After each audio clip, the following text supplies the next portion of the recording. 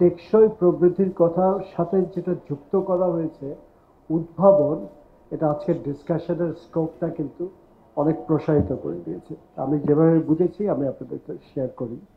টেকসই প্রবৃদ্ধি নিয়ে আমাদের কারো কোনো আহ, এখানে ভিন্ন দৃষ্টিভঙ্গি তেমন নেই, সবাই টেকসই প্রবৃদ্ধি চায়, কিন্তু ইনোভেশন এই টেকসই প্রবৃদ্ধির জন্য আমরা যেটা বুঝেছি, এক নাম্বার হচ্ছে ইনোভেশন বললে আমাদের কাছে ফিজিক্যাল ইনোভেশনের কথা, যেগুলো টেকনোলজি বেসড, যেগুলো ফিজিক্যাল একটা মেশিনের মতো এরকম জিনিস ভেসে আসে।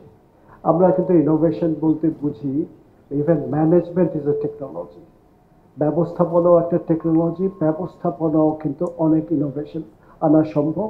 সে ইনোভেশন এবং স্পষ্ট হতে হবে ইনোভেশন ফর হোয়াট।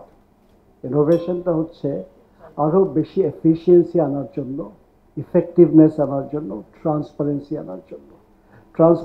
ট্রান্সপারেন্সির সাথে এফিসিয়েন্সি খুব ভালোভাবে জড়িত, অ্যাকাউন্টেবিলিটি জড়িত, এবং ইফেক্টিভনেস আমাদের আমাদের আমরা যেটা করেছি এখন এই মুহূর্তে আমাদের প্রায় 40 লক্ষ মাইক্রো এন্টারপ্রেনারকে আমরা ফাইন্যান্স করি, এবং এদের সাথে ইনোভেশন যে ক্ষেত্রে আমরা আনার চেষ্টা করছি, এক নম্বর হচ্ছে এনভায়রনমেন্টাল রিস্কগুলোকে।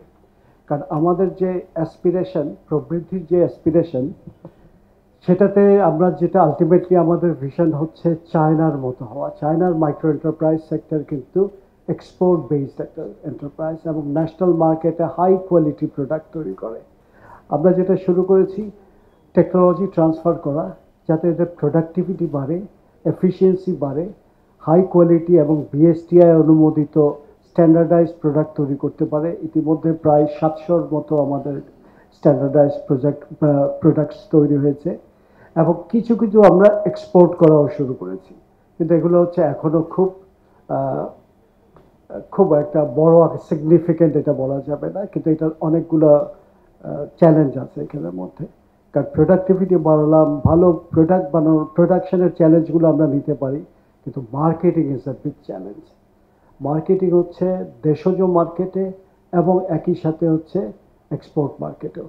এখানে আমাদের কিন্তু ব্যাপক ইনোভেশনের সুযোগ আছে। আমাদের মার্কেটিং ক্যাপাবিলিটি ঐতিহাসিকভাবে এখানে আমরা দেখেছি আমরা দুর্বল। এখানে আমাদের মার্কেটিংয়ে অনেক বেশি ইনোভেটিভ এবং এতে দক্ষতা এফিসিয়েন্সি বাড়াতে হবে, এবং মার্কেটিংয়ে আমাদের এফিসিয়েন্সি অনেক বৃদ্ধি করার সুযোগ আছে।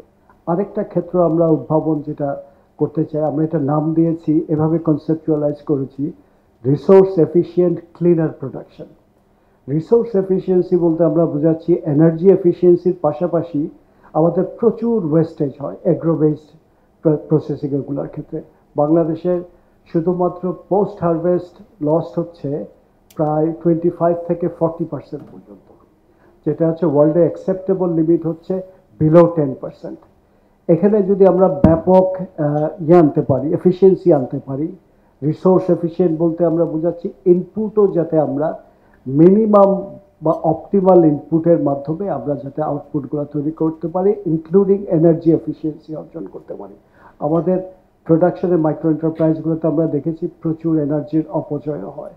তো সেক্ষেত্রে আমাদের কাজ শুরু করা দরকার। আমি উদ্ভাবনের ক্ষেত্রগুলো সম্পর্কে আমাদের যে বিশেষ ইয়েটা হয়েছে সেটা বলছি। আরেকটা আমি একটা উদাহরণ দেই, আমাদের অনেক ইনপুটস আছে যেগুলো থেকে আমরা আনি, বিদেশ থেকে আনতে হয় মাইক্রো এন্টারপ্রাইজের ক্ষেত্রে, যেরকম জারবেরার যে টিস্যু, যে ফ্লাওয়ারগুলো ছিল যেগুলো থেকে অঙ্কুরগুলো থেকে হয়, আমাদের এক পার্শ্ববর্তী দেশ থেকে আমদানি করা হতো প্রায় 90 টাকা পড়ে, এবং এটার জন্য কৃষকের পক্ষে তার প্রফিট মার্জিনটা খুব কম। আমরা একটা টিস্যু কালচার ল্যাব দিয়ে যশোরে এটা শুরু করতে চাইলাম, এবং সাভারে পরবর্তী একটা দিয়েছি। তাতে দেখলাম এটা সম্ভব 40 থেকে 45 টাকা বা 50 টাকার ভিতরে দেওয়া।